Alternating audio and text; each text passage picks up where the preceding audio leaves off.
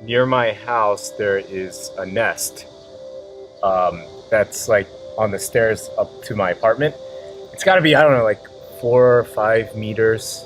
And actually, last summer, it sounds a bit morbid, but last summer I found actually like two or three dead baby sparrow chicks just around the stairs and stuff.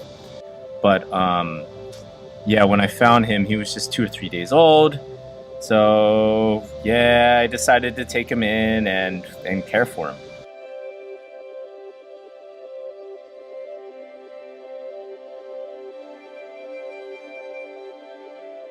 And if you find a nestling like a sparrow nestling, you can actually, if you have the ability to put it back in the nest, it's actually okay.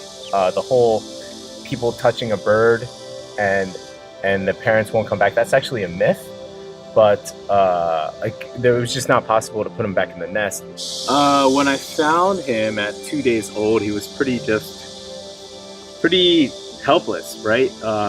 You could only really just feed it and hope for the best. Like, a lot of times they just die. You don't even know why.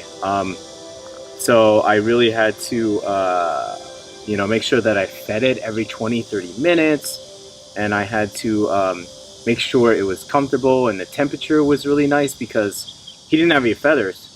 So he was really sensitive to. Listen, can you hear him? He's making like these little chirping sounds, but really sensitive to temperature. And there were definitely like a couple times that I thought I lost him, that he wasn't gonna make it. So yeah, I'm pretty proud of the little guy for making it through. I am worried though, if you can see, if you notice here on his legs, I have a band-aid that's kind of like it's kind of like splinting up his legs right now because he has this thing called spraddle leg, and that happens when a bunch of things could happen. If like incubation, the temperature's weird, or something is off, or the surface is too smooth for its legs, and I think that was a big problem. That was my fault. But his legs are a bit spread out too far, kind of like if you imagine like somebody on roller skates, and they can't get a grip and they just spread out. So what I'm trying to do right now is just kind of splint the legs together to make sure that the legs kind of stay under his body, but he still has a tough time with balance. I don't know. We'll see how it does. Please tell me again. Ready? Up.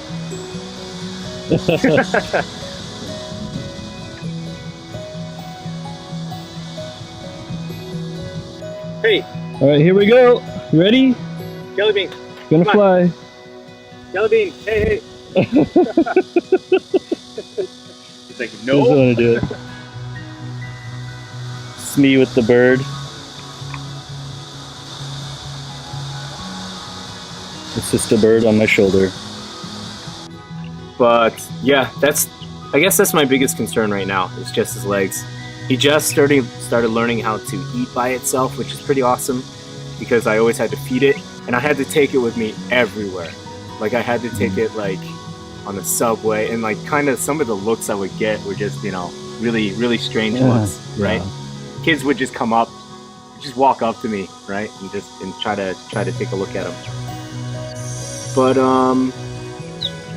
yes, other than the legs, he's doing okay. He's flying all right. The other thing is, it's super imprinted on me and people.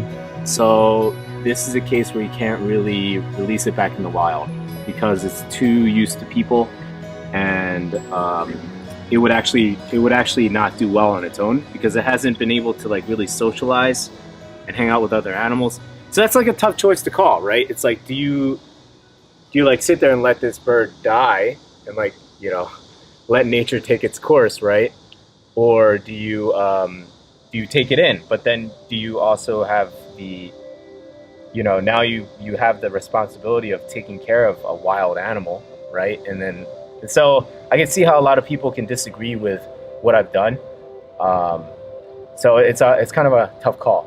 Like, there is a possibility to like try to raise one of these and really do a good job at not imprinting, but he's like super imprinted on people and super comfortable around people. So, and also very comfortable around my cat too. So if it's in the wild and he just goes up to some random street cat to play around, I don't think it'll react the same way as my house cat. So.